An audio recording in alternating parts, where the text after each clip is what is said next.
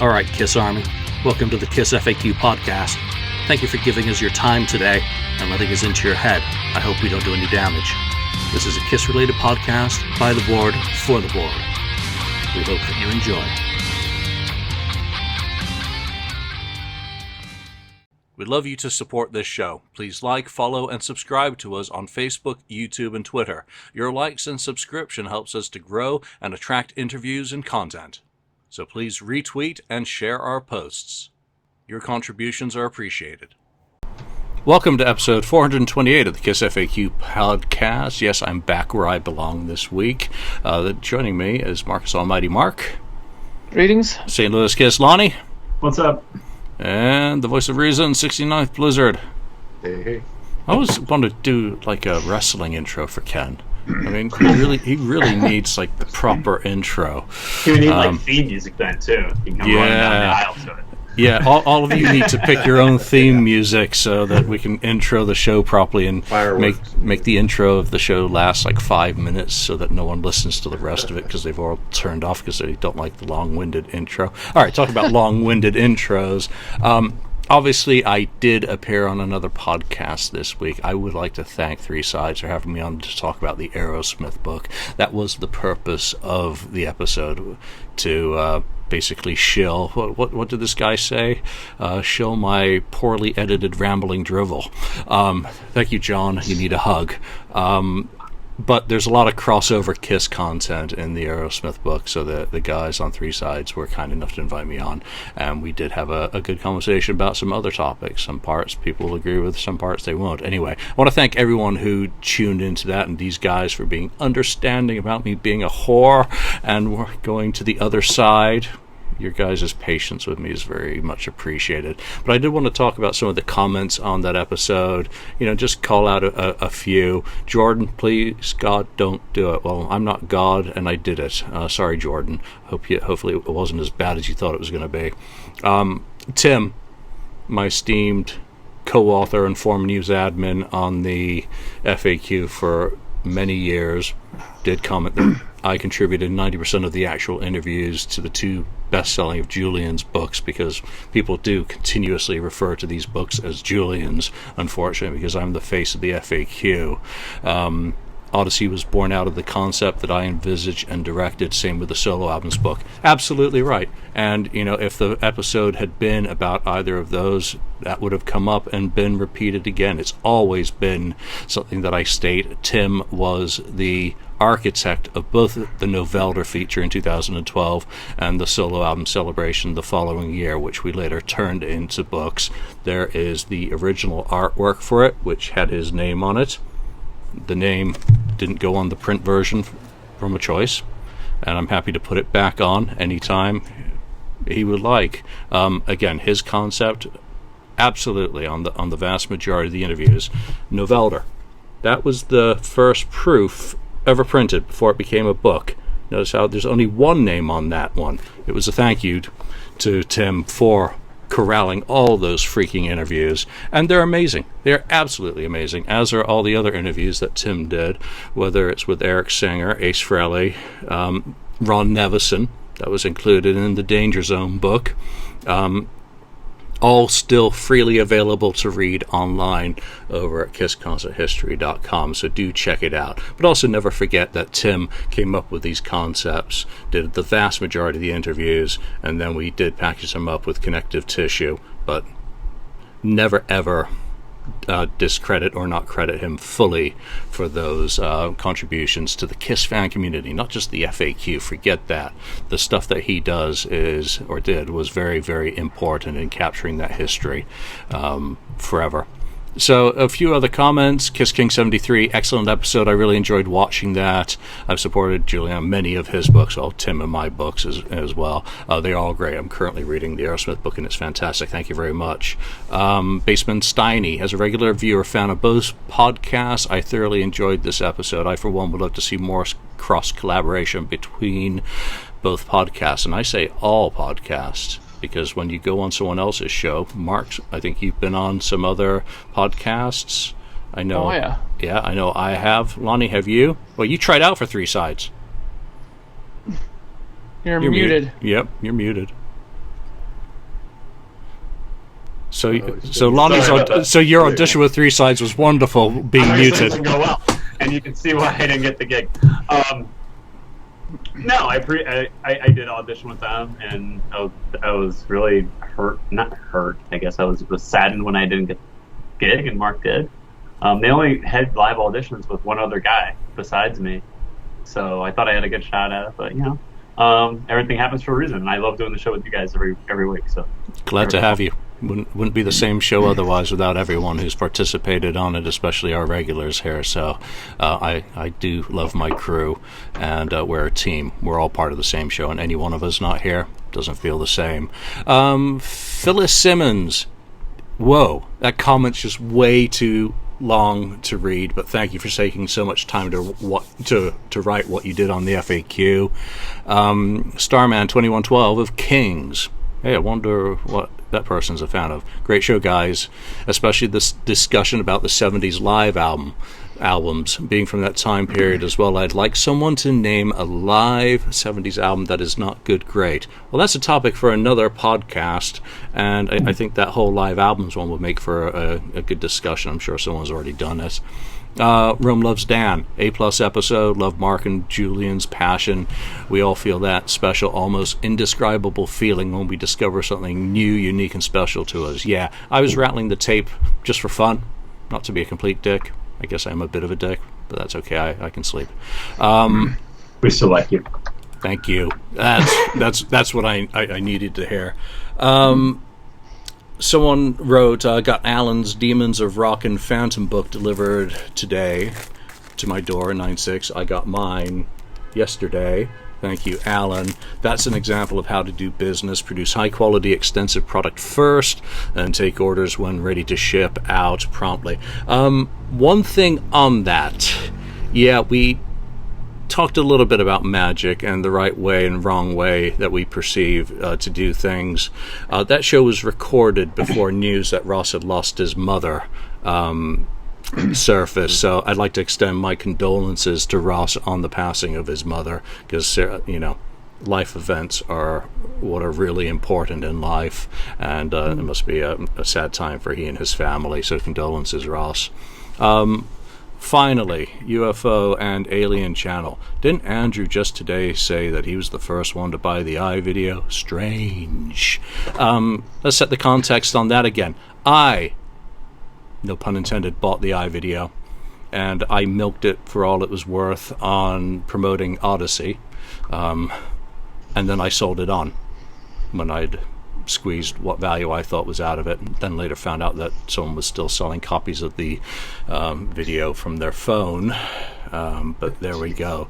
So yeah, I bought it from the source, had it transferred beautifully. It was like a 10 gig file in the end, and then sold it on. So Andrew and he was part of a partnership who bought it, I believe. I don't know the details, I don't care.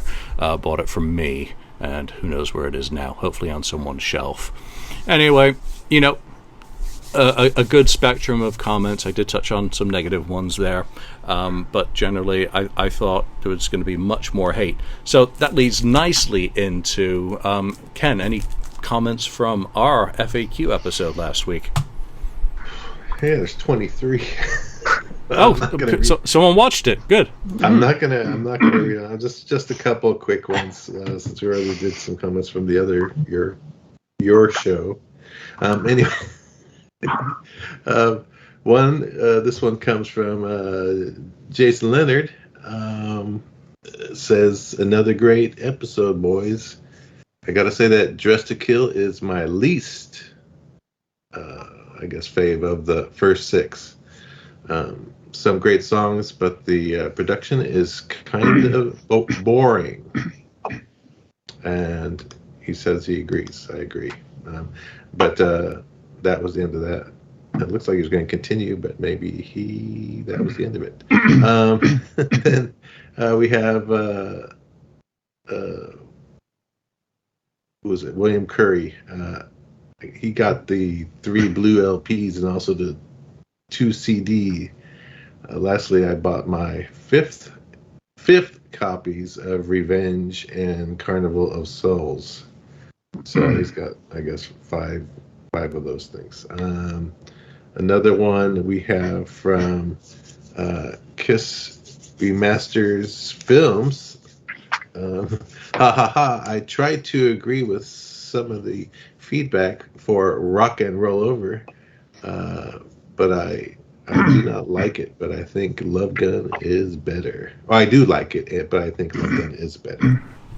So I think a lot of us said we liked Rock and Roll. I have to say something though. There have been many positive comments about me on this episode. Oh, I didn't. We didn't notice those. All of them. You skipped all of them. For example, David wait. Donnelly said, "Perfect reply from Mark on Making Love. So many people have said to me about numerous songs, I could have written that. Yeah, but you didn't, did you? Think about it. Classics like Something Else, Summertime Blues, Come On Everybody, same 3 chords and all of them, the chords you learn when you first pick up the guitar, but only one person thought to put them together and create those 3 songs that have lasted forever." Which I 100% agree with him. And then Kiss Remasters Film said, "I agree with Mark on the production of Destroyer." Yeah, there you go. And of course, what are those 3 chords also in then? I Just Wanna. There's another one. Since Mark, we're all on Mark right now. I will say there's another one from who's that? I can't remember. HBK Sweden. Yeah, that's it. I think Mark is right about Destroyer again. The production destroys the album, but live the songs kick ass. Yeah. So it's all about Ezrin. Now you can all kill me, haha. So there you go. I agree. Comments of the week. All right, so new merch. Obviously, Des Moines off the soundboard comes out tomorrow. You notice how I'm moving on really fast from the love for Mark? No offense, Mark. As a Canadian would say, I'm sorry. So, as I was saying, off the soundboard comes out tomorrow. It's already out now in certain time zones.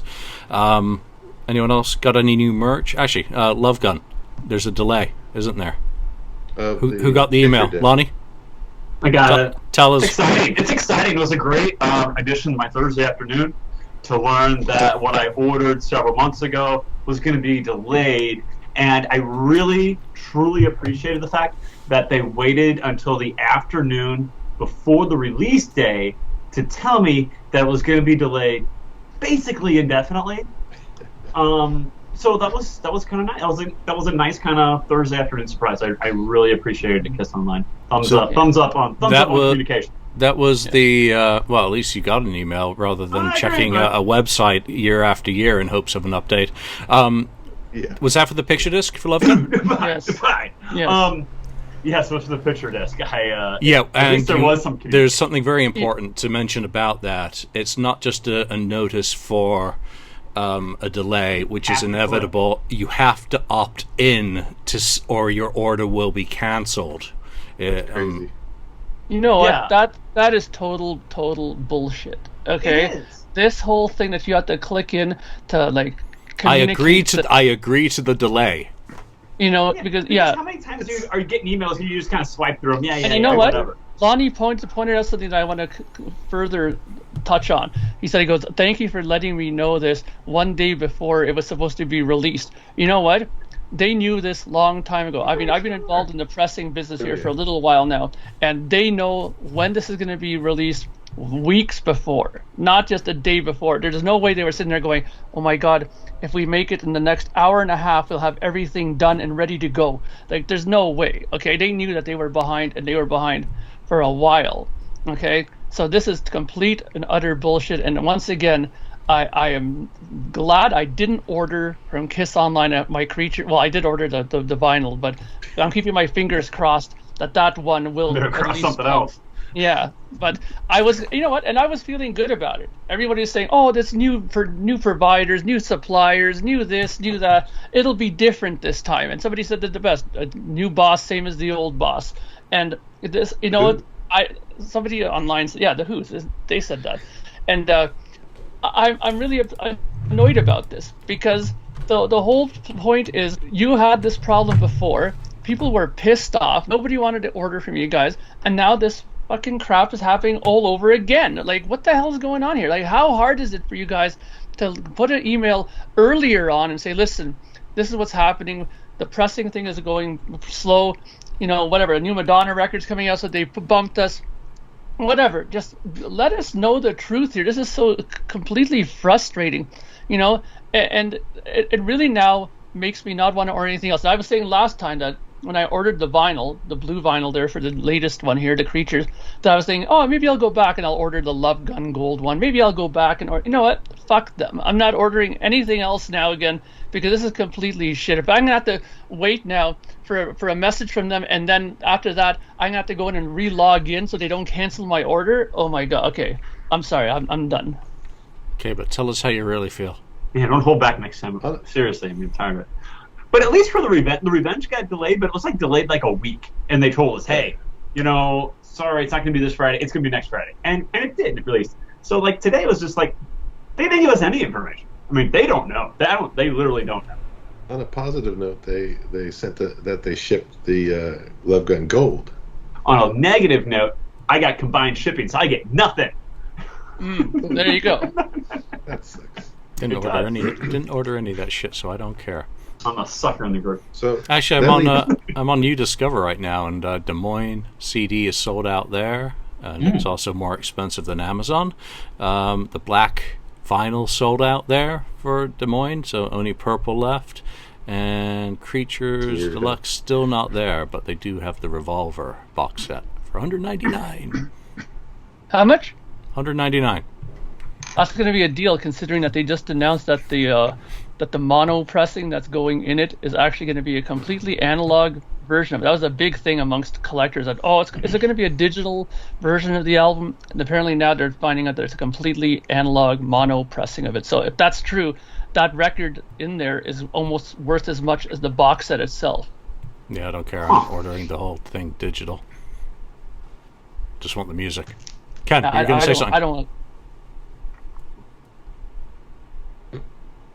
No? Who's going to say that? I thought Ken was starting to say something when I cut him off. Earlier, yeah, I just let you guys go. I was going to say that the Love Gun talk leads into my delivery this week. Wow, okay. What's that? So, one of them is this here. Oh, nice. That's cool. Here button. What is that, original or a reprint? That's a reprint, yeah, that's not original. And then the Destroyer... That looks pretty nice, actually. Cool. Yeah, these are actually look pretty cool. That's the only reason I got them, because I thought, these look pretty cool. Look like they fit on the album cover background. And what is it? A pin? Yeah, they're like a pin. There are 4 pins there. Yeah. Yeah. See there. Oh, okay. So that's the back. So yeah, shiny metal. Yeah. That's the delivery this week. Very nice. I got one more, and then we'll get into today's topic. Proof copies of this, which will be available at cruise-related events, which are still to be announced, and we still live in hopes of them being announced. So more to come on that. There'll only be, I think, 50 copies, more than likely. So, all right, today's topic. We often focus on the worst this, the worst that. We like our lists. So we've combined a new angle, the best. Imagine that.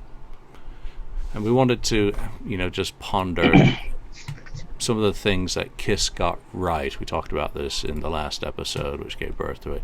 What has Kiss gotten right, and how do you even approach that? Ken, how do you frame that question, and what goes into it? Do you limit it to just when you were a fan, or keep it to an era, or are you just going to include all 50 years? Well, in my list, I almost included something. It was just off the list. I almost included something that was before I became a fan. I did include one thing, but there was another thing even that I thought I should list, but I did not. But yeah, there's stuff that was before I became a fan in '77 that obviously they got right. So yeah, I approached it, for me, the biggest things that really they got right that I think affected their career, that sort of thing. Lonnie, how about you, and how tough was it to narrow it down to 5? It was tough. It was tough to narrow it down to 5, just thinking about, obviously we do focus on the negative a lot of things. Like, oh, this is where they really missed the boat on this one, or it was a missed opportunity. We talk about that a lot. But at the same time, this is a band that's had almost 50 years of sustainable success. They had their highs and they've had some lows, but they've done some things right, obviously, in 50 years. I mean, and you can just start with something as obvious as this. What did they get right? Well, the makeup, for number one. You could just say, going back to the very beginning, obviously. There's a lot of things the band got right. So it was, I had to take I had to just compress it down to what I thought were the 5 most things they got right. And it wasn't always an easy task, because I could have just, I thought about just saying the makeup, because that's just a real easy answer. Because they did get it right. Because that was a big part of their success in the 70s. Just keeping the mystique and everything about who they were. It was a big part of it. But it was a difficult task. But it was a fun task, because usually we sit here and talk about, oh, they missed out on this, they missed out on that. It's kind of fun thinking about all the things that they've done right throughout the years. Yeah, no, it's refreshing to flip it around. Mark, how about you? How do you frame it? I went for pretty much the whole career. I mean, if I went from just the time I started, it would be obviously a smaller list, because I wasn't involved in it as long as someone like Ken, for example, right? But it was interesting to kind of think back in that mindset, because, like you said, we're so used to pointing out the negative part of it, mainly because they make it so easy to point out the negative stuff. They're so good at doing negative stuff. But it's nice now to be able to sit down and find some really positive stuff that they did that helped take this band from maybe only a 6-year career to a 50-year career, which is fantastic. So they must have done more than a couple of things right. Yeah, exactly. And I think if there are people who hate Kiss, the fact that Kiss is still around after 50 years, you have to give it to them that they refuse to go away. If you're not going to give them anything else, you got to say that at least they've been around for 50 years. You can't deny, well, you simply can't factually deny that, no matter how much you hate them. So if you try to, you're not going to get very far. The woulda, coulda, shouldas are real nice to go into. What could they have done? But it's nice just to talk about the things that they actually did. The way I framed it, obviously, as a fan becoming a fan in 1985, I kept it to everything that they've done post 1985 that I've experienced. I don't want to go back and talk about things that I didn't even know existed in this conversation. I do that enough on all the other episodes that we do. So for this one, I kept it strictly to post 85, the things that I really felt that they got right. And no doubt we're going to miss out some, because we're keeping all of ours to 5. Lonnie, why don't you get us going with the first of your picks? Well, all right. First of my picks is Kiss Alive. They got it right with Kiss Alive. And it might have been the fact that they kind of stumbled into the fact that they got it right with Kiss Alive. They needed something to tide the band over a little bit. Let's record a live record. We'll get Eddie Kramer to produce it, and bam, it just blew up in front of their face. And I said that was number 1 because it was it's the thing that propelled them from kind of being like a cult type band in some middle markets in the Midwest to being a nationally recognized act, and also because it saved their asses. I mean, they were in trouble, and they needed something instead of just spitting out an album every 6 months that would just sell. Just okay, and not go and but Kiss Alive put them on the map. It saved their asses, and it saved the record company. It did a lot of things for all parties involved. So just the fact that we recorded Kiss Alive, that's one thing they definitely got right. Did you order your list in any way, or are you just chucking them out there like I will be? I just kind of chucked them out there. I kind of checked them out there, kind of in chronological order, but not really. I'm just going to throw them out there. Okay. Mark, Ken, thoughts on Alive? Did it make your list? Yeah, Kiss Alive, that's one of the ones on my list. Recording and releasing Alive. Yes, like Lonnie said, it saved them, it saved the record company. I think they were already kind of on an upward trajectory. Just there's It was known that people were coming to see them anyway. It was starting to fill up the arenas, but this accelerated the Alive album. Really accelerated their rise, to stardom. I think it would have taken another year or two. Maybe later they would have hit it, and it may have had to be on another label had they not released Live. But I still think they would have made it. Just word of mouth and that sort of thing, and just getting their name out there as a great live band. So, but Alive just kind of accelerated it, and the rest is what they say is history. Such an optimist. Always, eternally. Yeah. They'll have made it. It's funny because when I remember going back to some of the books I read and reading that part where Bogart went out on vacation and went scuba diving and decided maybe I'll turn off my tank and just die here because it was going so shit for the Casablanca and Kiss. I mean, maybe Kiss would have made it, but by the sounds of it, if they didn't do it live, Casablanca wouldn't have made it. That's for damn sure, right? But yeah, I think that Alive was a good move on their part. I mean, obviously their strength is in the live performance, and finding a way to capture that. What better person to do that with than Eddie Kramer? And of course, as we all know, and that's not no news flash to anybody, it's clearly not a live album in the truest sense. But they were able to make it into a truly interesting record and an interesting performance of the band. So. Whatever it was, people loved it. It saved Kiss and put them on the right trajectory, as Ken likes to say. Yeah, I rewatched Ultimate Albums Alive this week, and I wasn't there in '75, so to take it out of that historical context of how important it was and how they got it right, just anytime I press play on that, they got it right. It sounds fantastic today.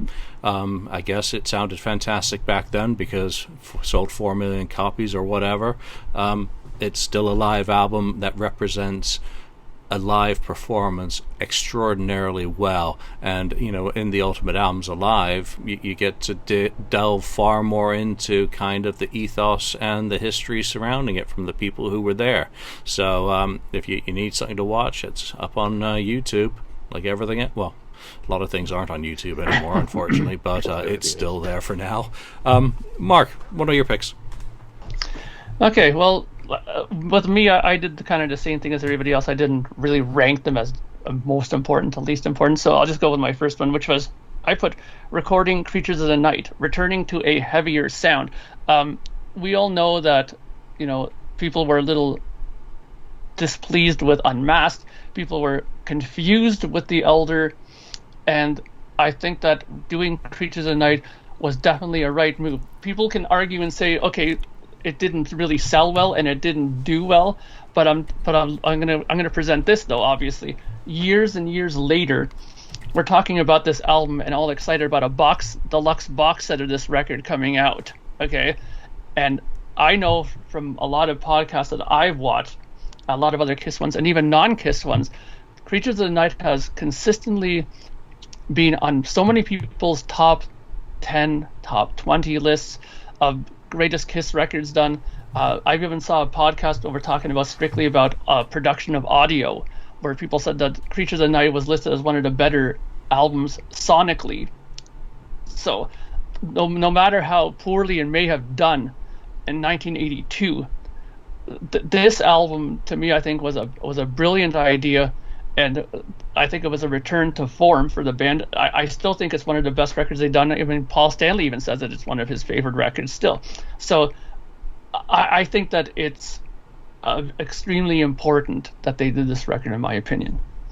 So weird that the 85 version is the one that sounded Creature. The title track's the one that I'm most familiar with. Ken, Creatures, did it make your list?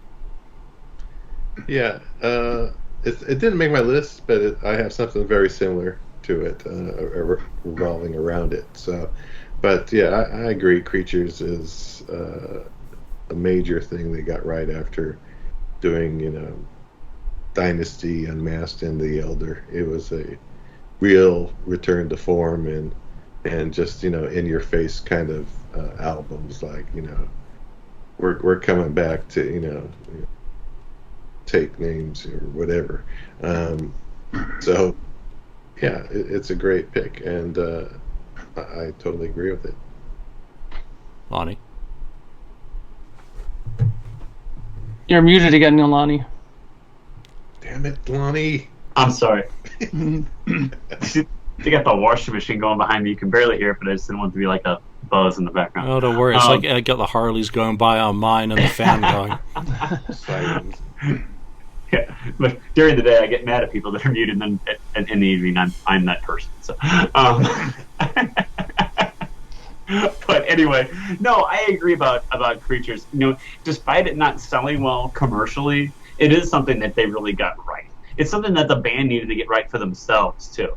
That they had to return the form for themselves just as much as they had to return the form for their fan base. They had to be true to themselves, and I don't think they had been true to themselves the last couple of years. And they've been chasing a few trends the previous years, and a return to form is really what the band needed, I think, to stay together even at that point, more than anything else. That this is who we are and this is what we're all about. Even though we're having this, by the time they're recording Creatures, it's really just Gene and Paul left really at that point. And it was those two coming together saying, you know what, we need to go back to our roots here and embrace what made us Kiss. And whether the public embraced it or not, to what Mark said, 40 years later, there's all these Kiss fans saying, I can't wait to get my hands on a deluxe version of this album. And despite it not selling well, I mean, it is one of the better Kiss albums. And people ask people what's your favorite Kiss album? A lot of people are going to list it in their top 5, if not top 3 or 1. So it's definitely something that they can write. Yep, agree with all you. Ken, let's have your first pick. Okay, I'm gonna go with.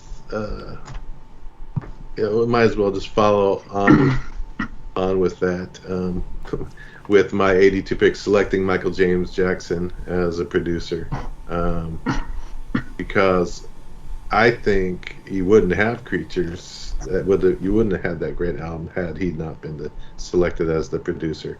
A lot of the songs on there, a number of the songs, I don't know if even Vinny would have been involved, first of all. And then also you have Bryan Adams and Valance contributing too. I don't think they would have been involved. I think the album would have been a lot different. And I don't think you would have had the booming drums either.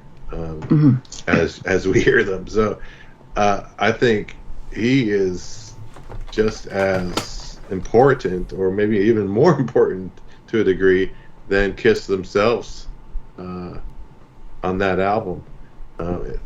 I just think it's all him, really. And they kind of continued it into Lick It Up. So I think selecting him was a major big deal that they got right. And you wouldn't, even if they selected Kramer, they may have gotten a great album, but I don't think it would have sounded the same, or a lot of the songs would have been, but it would have been more of like what they did with, probably Love Gun, Rock and Roll Over, kind of that stuff. So yeah, that's my pick, Michael James Jackson, as a correct choice there, big choice. Lonnie, you're nodding. I take it it's not just being polite. No, I totally agree. I mean, it's Creatures wouldn't have sounded the same. Look It Up wouldn't have sounded the same. I mean, those are. I mean, we talk about how great everybody loves Creatures. I mean, a lot of people say Look It Up is their favorite non-makeup Kiss album, and that's one thing they definitely got right. I think the temptation could have been there to go to Eddie Kramer because they.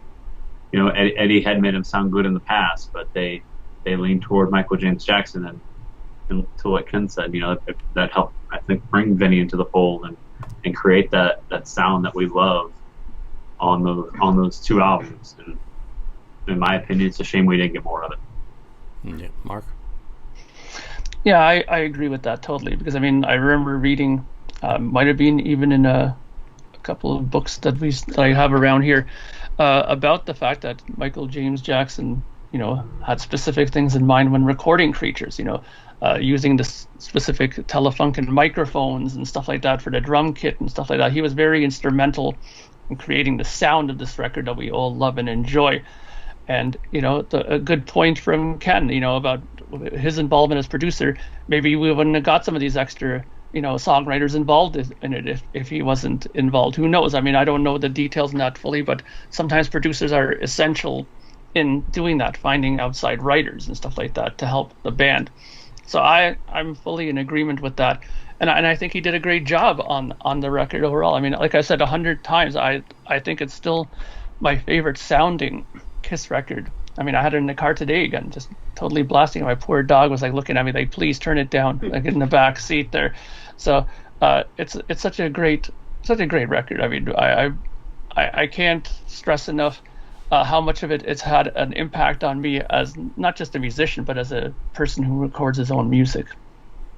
Okay, my first pick, and this is chronological. 1995, MTV Unplugged. Absolutely spectacular. Not just the performance. The performance is stunning. I can play that album with equal kind of pleasure to this day, and we always rave about it when we talk about MTV Plug. It was like for me, it's a pure validation of the music, even though it's not completely unplugged or pure from that aspect. The gems mixed with the standards, but also that it brought Peter and Ace back in and what it sets the ground for. So it's kind of tied in with my second pick, which is Tiger Stadium and the whole reunion stuff of the showing up on the Grammys in makeup, shocking the people, rip Tupac. So just that whole thing, it's such a downtime for the band that they're struggling creatively in the follow-up to the failure of Revenge, the tour. Obviously not a failure artistically, in that it did, recapture that attitude that we just talked about on Creatures. But MTV Unplugged, Lonnie's done a sad face. Lonnie? The failure of Revenge, I had to put a sad face.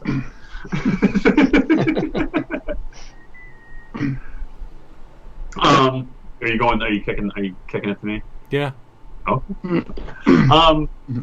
Yeah, I mean, Julian, you talk about, I mean, I think we all kind of said, we all said something about, Julian started with 95 with Unplugged and how it leads into Tiger Stadium. And I think all four of us said something about 1996. I mean, how can you mention the success of Kiss and not mention 1996?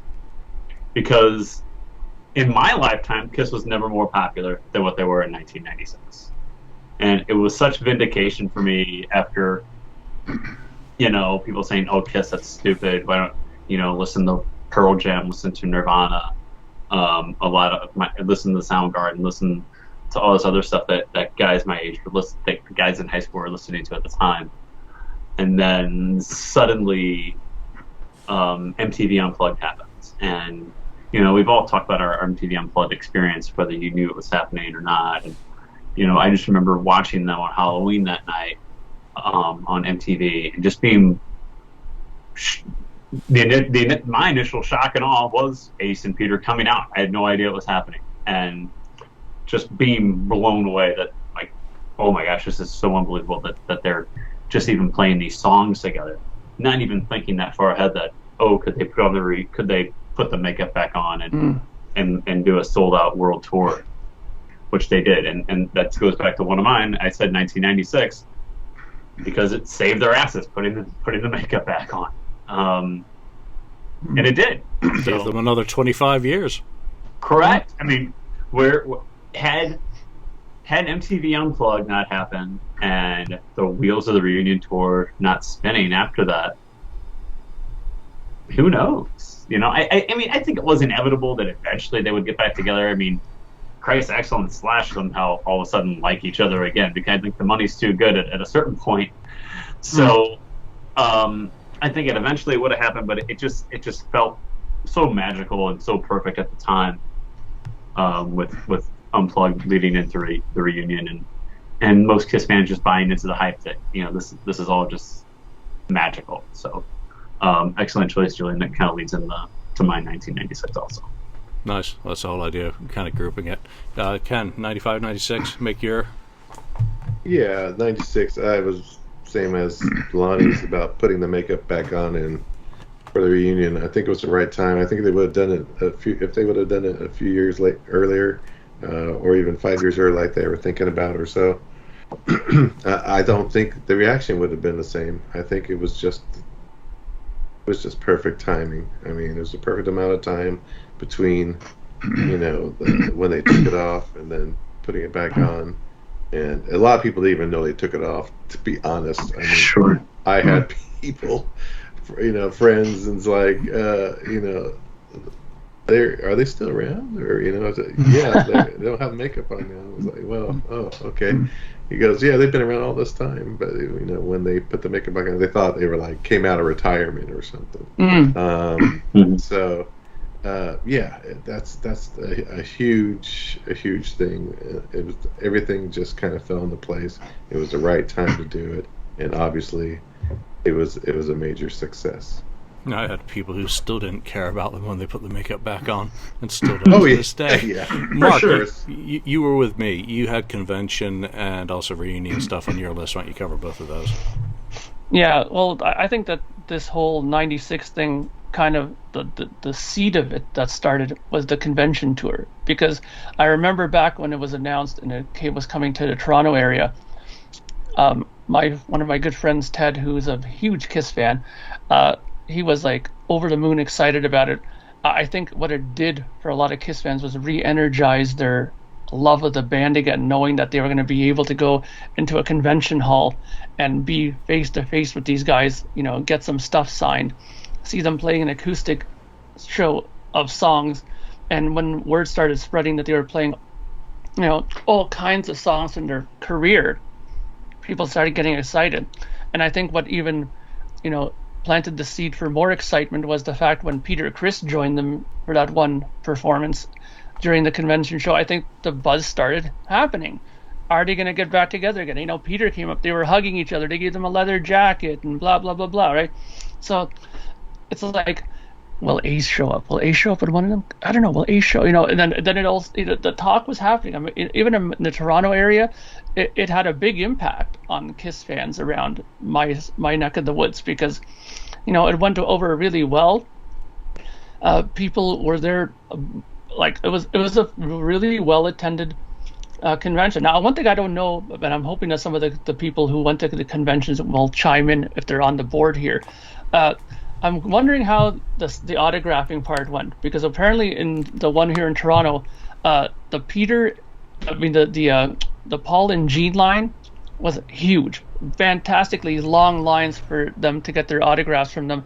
But apparently the Eric Singer and Bruce Kulick line, you could go up to the table and, hey, what's going? If there was 3 people there, nobody went there. Everybody wanted to go to Gene and to Paul. And you could go up to to Eric and to them and chat for half an hour, because there wasn't no lineup for autographs. It was really kind of an odd thing to see, because hey, on one hand, some of these people had never met these people, right? So this is their chance to meet Paul and to meet Gene, right? So of course you're going to take the advantage to meet them as opposed to the 2 newer people in the band, right? I mean, if I would have been there, I would have went to Bruce right away. But I'm curious to see if that was the case in most of the conventions, or if this was just an anomaly that happened in Toronto. Well, the conventions they didn't have Ace and Peter. No, I'm saying that but I'm talking about Bruce and Eric. Nobody was really They just lined up. You just went through you were like a herd of cows or steer, whatever. You're going through and you're just in line, and you go from one guy to the next guy to the next guy to the next guy. It was a simple. Because they had it differently in Toronto. They had separate table for each guy. Gene separate for Paul, separate for, and then that's why it ended up like that. One line. That's how I remember it. Maybe it was different there. I could forget. It might have been different, but. Yeah, but then that just leads to 96, which you guys already talked about. That's just a no-brainer at that point. The reaction of the convention was so strong that that was an obvious indicator to get the 96 reunion tour to happen. All right, Lonnie, next pick. My next pick is here. We'll do something different. I said, this isn't necessarily something Kiss did right, but it's something that really worked out in the band's favor, which was controversial at the time. And that is Gene Simmons' Family Jewels. And people might roll their eyes to that, but it's not a Kiss thing. But although it was despised by some, it proved to be a huge shot in the arm for the band. I mean, if you think about it, I mean, as much as we talk about Rock the Nation all the time, oh, those Rock the Nation set lists, they were so good. And they were. But attendance sucked on that tour. It did, for the most part. So then they didn't tour the U.S. in 05 and 06. In 07, they did hit and run. They did like 4 shows in the U.S. In 08, they toured Europe, and they toured Australia. But Gene Simmons' Family Jewels started in late 2006, and it started building up some momentum and started building up some popularity. That by the time 09 came around, they were recording Sonic Boom in the spring of 09, and in the late summer of 09, they announced they were going to tour the U.S. And I thought, and they were touring arenas. They were touring Cobo Hall 2 nights in a row to kick it off. At Madison Square Garden, Philadelphia, Chicago, the United Center. I saw them there. But big arenas, and Buck Cherry's going to open. Who was a popular band at the time? But I thought, wow, can they really fill arenas? Like, I'm surprised they're doing arenas and not. I'm surprised they're doing arenas and not touring the summer so they can hit the sheds. And it's a little, if there's some empty seats in the lawn, it's not as noticeable when you go to the shows and, ooh, wow, the empty seats like that. Mm-hmm. And, I mean, we know how that tour sold in the fall of 2009. It sold very well. I mean, I remember being on the floor in Chicago and looking up, and, I mean, it was just packed. My brother and I were like, holy shit. Yeah. And part of it, and it's twofold. One, they hadn't toured since 04. They hadn't toured the U.S. properly since 04. But Gene Simmons' Family Jewels was a big boost in their popularity for younger fans and for older fans, too. And, like, older fans were watching it with their kids. And I think it was kind of a bonding thing between parents and children, and it helped bridge a new generation of Kiss fans because of that. Say what you want about the show. Was it scripted? Sure. So was reality shows scripted? Sure. But that show was very instrumental. And that so much for that. Here, 09 happened. Well, guess what? Summer of 10, they toured the sheds again. I mean, they were selling to the U.S. And, yeah, they had a new album, but come on, we've seen the sales of Sonic Boom. It wasn't because of Sonic Boom that they were selling to the U.S. A lot of it was Gene Simmons' Family Jewels. And I'll shut up. I'm speechless. No, you're absolutely right, though. Kept the visibility up. So, and you know, reminded everyone there's no denying 2004 was a dud, even though we love some of the songs that they pulled out that year. In 2006, some of us got to see them that year, but most didn't. So, where am I going? I'm going back to Ken. Okay. I'll just say first, I do agree with Lonnie to a degree, because you know it reminded me of this. Remember at the Gene Simmons Vault in Los Angeles, Julian, you were there. Was I? Yeah, physically. Anyway, but remember the first guy in line? The very first guy in line. Absolutely, absolutely true. The only reason he was there, he wasn't a Kiss fan. He was a Gene Simmons Family Jewels fan, and that's how he became a fan. Not Kiss, it was Gene Simmons Family Jewels. So it kind of, you know, Lonnie's point is valid, definitely. Yeah. You know. Yeah, we had a good chat with that guy as well. I was absolutely shocked, you know, when he said that he was a Gene Simmons. He became a fan because of Gene Simmons' Family Jewels. Yeah, I was like, what? Really? And yeah. It's the Gene Simmons Family Jewels guy who was first in line. So he was number one in line. Yeah, he was number one to me. Anyway, all right. So another pick of mine is the 1990. Hot in the Shade. He also won a watch. Yes, he got Gene Simmons' watch. Took too. Gene Simmons' watch off his gift. wrist.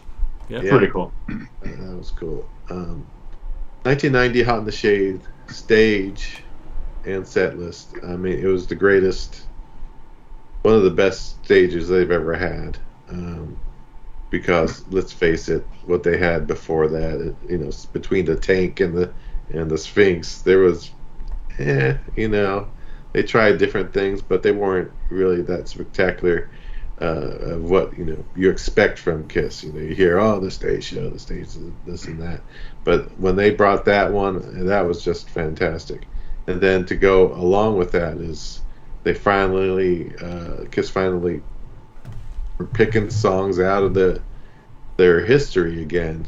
Going back to the 70s and bringing up deep cuts like "I Stole Your Love" and songs like that. It was just a great long performance. Many songs. They increased the amount of songs. I want to say it was 22 or more. Somewhere around there. Songs. So it might have gotten up to 25. Maybe I can't remember. Julian, you probably know. But it was a fantastic show. They got it right, and Forever was kind of a hit, but I think a lot of it too that tour did well because of their stage and the songs that they were doing. Kind of re-energized during that tour. Lonnie disagreed with you, but Mark agrees. Well, I mean, I agree. I mean, that was one of the things on my list too, was the whole 1990 and the whole set list there. I think it was a huge factor of it, but they were very lucky with that because, if memory serves me correctly, that tour was delayed, majorly delayed after Hot in the Shade came out. And apparently, from what I remember reading, it was because they were worried because they had no hit off it, that they were worried that it was not going to sell, that tour, because they didn't have anything to push the tour with. If it wasn't for Forever, there probably wouldn't have been no 1990 tour, the proper. So I think that song is extremely important in getting them out there, because I think once they got it out there, I think they kind of realized, I think that, I wouldn't be surprised if they realized that when that happened, they were counting their blessings and said, we got to start playing some older shit here, because, people are not coming to these shows now with this, playing Fits Like a Glove and all this other stuff from our newer stuff. They want to come back and hear us playing Strutter and I Stole Your Love and Calling Dr. Love and all these God of Thunder, So I think it was very important that they did that. So I'm in full agreement that was an extremely important tour. But because I also didn't get a chance to comment about the Family Jewels thing. So I'll just mention that I think that he was very right about that, because I know even within my own family, my younger sisters, whenever I even mentioned Kiss, they would roll their eyes, about Kiss.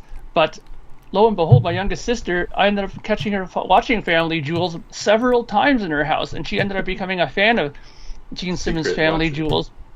Yeah, and it's because she liked Shannon Tweed. So that was her favorite character on this show.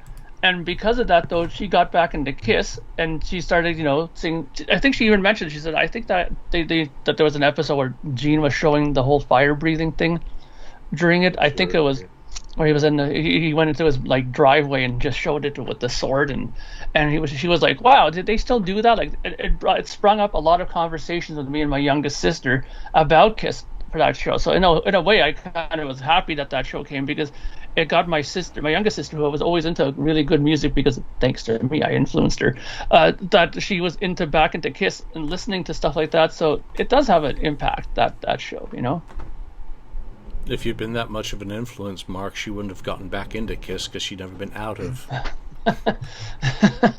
Just saying. Yeah. All right. Let's see. Ken, why don't you give us one more? One more.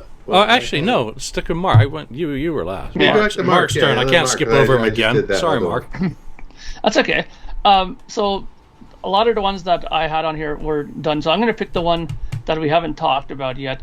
And I'm going to say this one with sort of egg on my face, because thanks to my rant earlier in this episode, it's going to sound ironic that I put this as one of the things they did right, which is the ongoing reissue campaign. All these colored album reissues and bundle packages keep Kiss on people's mind and keep the money flowing. Yeah, I think it does do that. Unfortunately, if they would hire people who knew how the hell to operate the whole thing better, it would be probably a good idea. But I have to say, I think it's something that they did right, because I'm telling you one thing, I never did this before, but I'm kind of finding myself every couple of weeks, or every month or so, going back to the Kiss website to see, hey, did they put anything else out yet? What's going on? Like, is there anything, coming up for like Kiss Alive 2? Did they put some new, product there or something? I'm kind of looking now, which I never did before. Because now I'm anticipating all this stuff because of the box sets now that are coming and stuff. So, and I know that I'm not alone in that. I think a lot of people now are getting excited, that there's all kinds of shirt designs and all kinds of, mugs and, lithograms and all kinds of stuff that you can buy now. Like, it's almost like back to the 70s, where anything that you want, you can probably get on their shirt. There's no, Kiss toilet seat or anything like that available. But, who knows? Maybe one day we'll get to that. But it's really cool that they're doing, especially that they're centering it around the music. Like, we can get colored vinyl stuff now. We can get German versions of albums. I think that's one thing that they did right. That they went back and put a little bit of a focus on their whole catalog and merchandise that could go and promote certain eras of their career. Yeah, the Germans totally got it right with double platinum killers and the Elder issue, and the U.S. Design House nailed it with the Destroyer gatefold. I'll say the unmasked picture, not the unmasked, the Elder picture disc. I mean, there's been so much to choose on. I'm not buying any of it really, because I've just had no luck getting it shipped without it getting trashed. But there's no denying that it's very, very appealing, and people like Ken buy a lot of it. Yeah.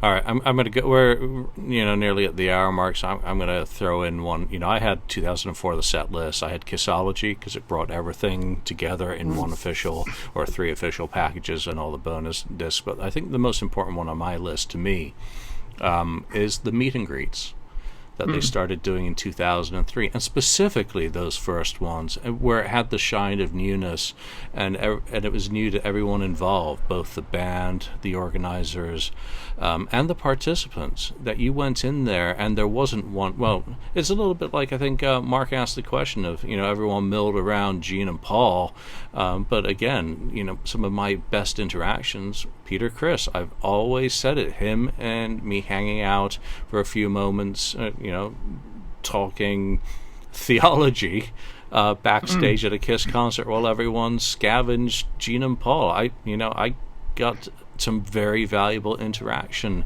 during that meet and greet, and because it was new, it was fresh, but it also set a new way for people to interact with bands.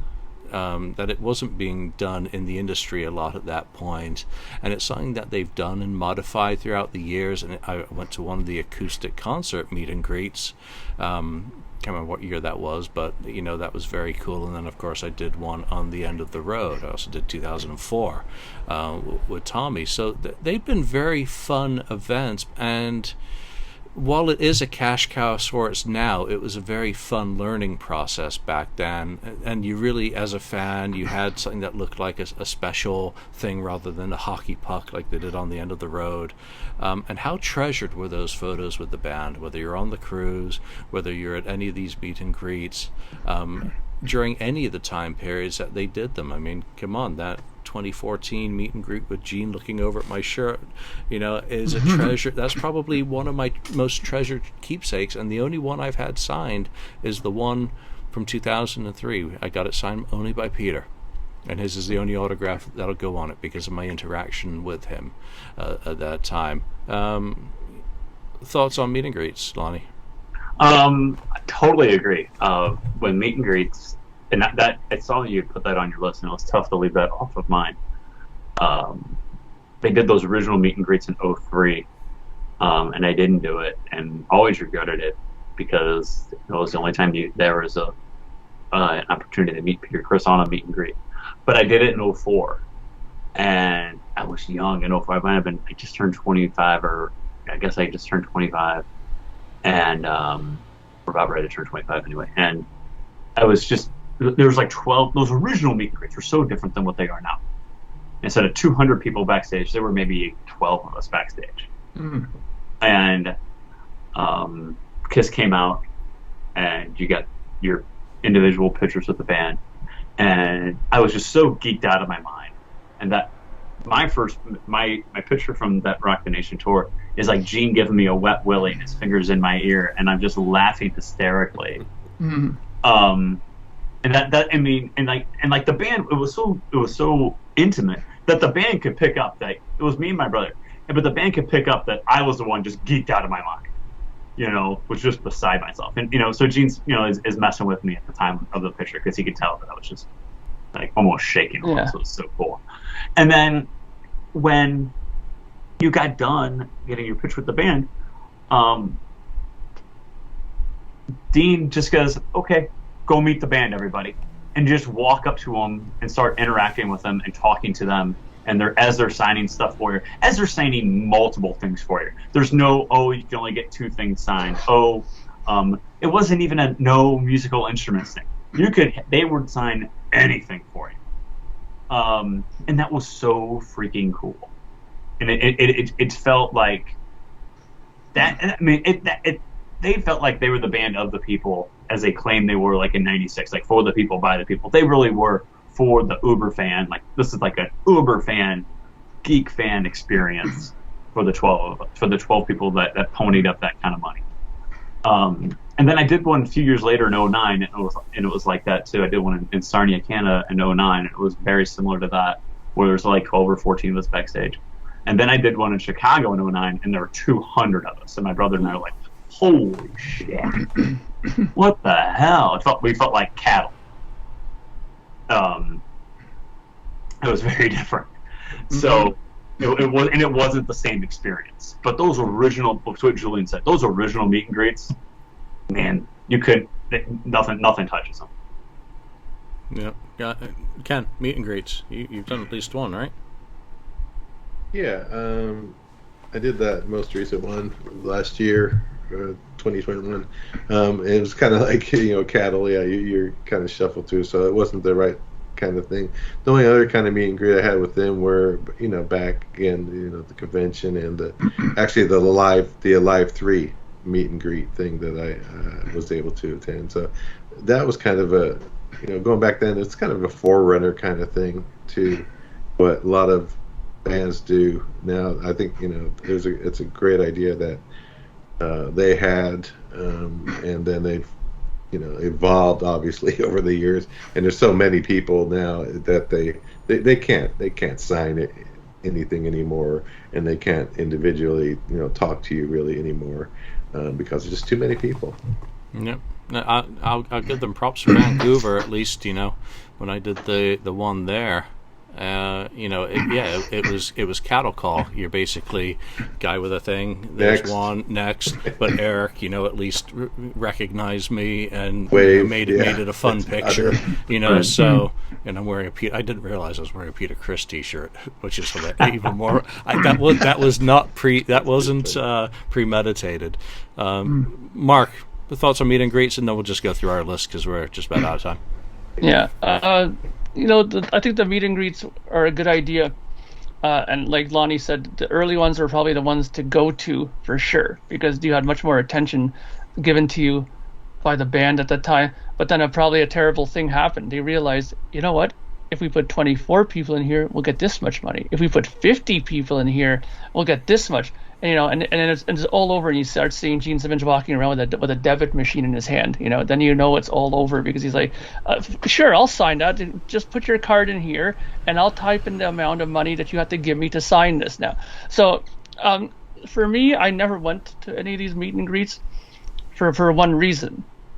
One, they were pretty expensive, I found. And number two, I've met so many people thanks to the NAMM festival that I just found it pointless me spending money when I could go to these things and meet all these people for free and talk to them for like a half an hour. I never forget the time when I went with my drummer and was at the pasty booth and heard a very recognizable voice like, it was Nico McBrain complaining about a pasty symbol that he had made for him. And he looked at us and goes, "Hey, you come here, come." And he waved me and my friend over. He goes, "What do you think this thing sounds like?" And he hit it. And he goes, "Does it sound like shite?" And I go, we were like, no, it sounds actually pretty cool. He goes, "Yeah, you think so?" And we were talking to him for like 40 minutes, like not a word of a lie. Like we were talking to him for a long time. And we even walked out of the booth together, and he was going to go get lunch, and he said, "Okay, take care, mates." And he took, like, those kind of experiences. And I met Bruce Kulick. I got a great photo with him. Those kind of things made me realize that, I can meet a lot of the people I want to meet at these events and not have to pay that much money for it. Now, I'm lucky because I had an endorsement deal with Jackson at the time, so I was able to go every year to that to attend it, because it's not a open to the public thing. So, but, I can understand the beauty of them and why people enjoy them, because I'll never forget when I got to meet Chuck Billy, the singer of Testament.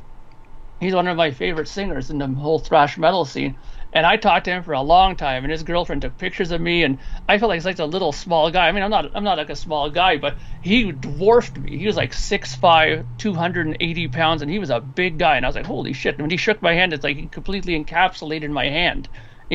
So, but it's such a great experience, these things, the meet and greets, talking with people like that. And you don't even talk about music sometimes. You talk about sports. You can talk about anything under the sun with them. And that's what makes it such a fun experience. Yeah, very cool. I think everyone had some good lists today. Let's recap everyone's fives, because we didn't touch on every single one. Ken, why don't we start with you? What were your 5 picks today? My 5 was the 1975 recording and releasing Alive. I also had 1983 taking off the makeup, 96 putting the makeup back on for the reunion, 1990 Hot in the Shade and stage and set list, and then 1982 selecting Michael James Jackson as a producer. All right, Lonnie, what about you? Your 5? My 5 were Kiss Alive, because it saved their asses. Taking the makeup off in 1983. Because it saved their asses. Putting the makeup back on for the reunion tour in 96, because it saved their asses. 4, hiring Bruce Kulick to be the lead guitarist. It brought some much-needed stability to the band at the revolving door of lead guitarists in the mid-'80s. Yeah. And my 5th was Gene Simmons' Family Jewels. Classy guy, Bruce Kulick. Always classy. Class. My 5, MTV Unplugged, Tiger Stadium. No other place to start the reunion. The meet and greets, as we just talked about. And I actually had Rock the Nation set lists, because it got them moving in the right direction. And Kissology, packaging it all up. Mark, your 5. Number 1 was Recording Creatures of the Night, because it returned to heavier sound. Number 2 was the Kiss Convention Tour re-energized Kiss fans and started a reunion buzz due to Peter's appearance. Number 3, Hot in the Shade Tour, the return to more classic songs in the set list. Number 4, 1996 reunion. It was long overdue. Kiss pleased the hardcore original era fans with it. And number 5 was the ongoing reissue campaign. All the colored album reissues and bundle packages keep Kiss on people's mind and keep money flowing. Nice. So those are, are some of the picks that we came up with for 5 things Kiss got right. What are the ones that you agree with, and what are the ones that have you clutching your pearls? What did we leave out egregiously? Did we miss any of the most critical ones, in your opinion? Let us know which ones you agree with and which ones you think we missed and which ones didn't deserve to be mentioned. And make sure you blame someone other than me. I got blamed enough for. We missed number 0, disbanding Wicked Lester. But anyway, that's well, yeah, let's see what listeners have to say on the matter. But that's it for this week. Who knows what's going to happen next week? But for now, from Mark, Lonnie, Ken, and myself, thanks for joining us, and we'll see you next time. God bless the Queen. God save the King. Thank you for spending time listening to the KissFAQ podcast today. All sales are final. There are no refunds. If you'd like, look us up on Facebook or come over to the KissFAQ message board and discuss the topic we've broadcast today. Don't forget to rate us on iTunes, Spreaker, or wherever you've listened to the show. We hope you'll join us again.